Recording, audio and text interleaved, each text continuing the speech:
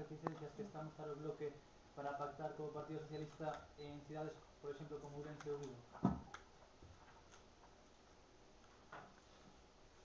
Mire, nós confiamos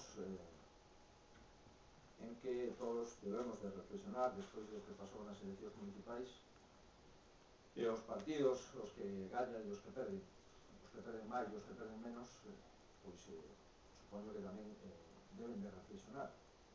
Despois de que falen as urnas, hai que interpretar a mensaxe das urnas. E a mensaxe das urnas é que o Partido Popular gañou por primeira vez, dende que temos democracia en todas as cidades galegas, e que o Partido Popular gañou no 74% dos concellos galegos.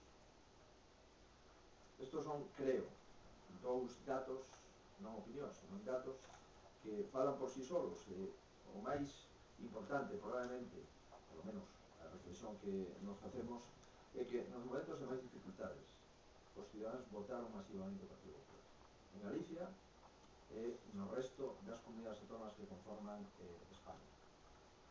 En consecuencia, supoño que todos tomarán nota deste asunto, de que os partidos, nós temos unha enorme responsabilidade, e un enorme honor, pero temos unha enorme responsabilidade porque vamos a asumir moitos gobernos na época de maior crise económica, na maior dificultade financiera dos concellos e nos momentos de maior dificultad en xeral da economía e do sector laboral.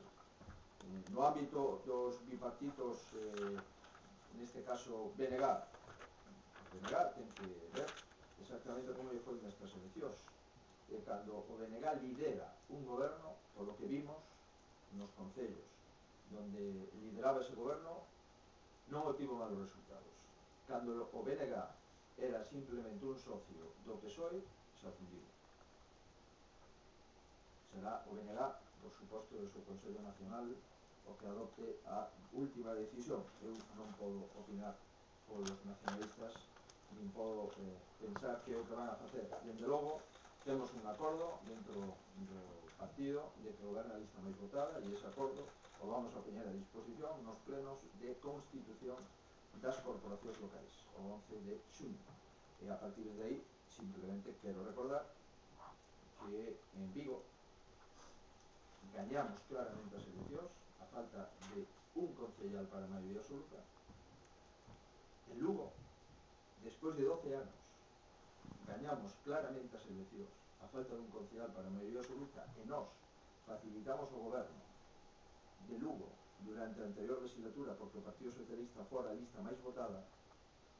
Supoño que eso debe de facer reflexionar non só os nacionalistas, senón tamén o Partido Socialista. Se alguén quere moito a Lugo, o lógico sería que quixera moito os veciños e as veciñas de Lugo que se expresaron con claridade. Lugo é a cidade con máis porcentaxe de voto a favor do PP no total das 7 cidades galegas.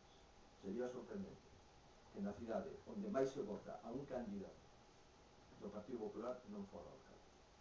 Vigo, Lugo, en Ourense gañamos as eleccións, en Pontevedra gañamos as eleccións.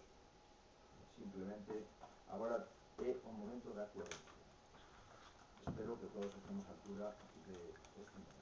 Con respecto al compromiso de que gobierne la lista votada, el otro día Alfonso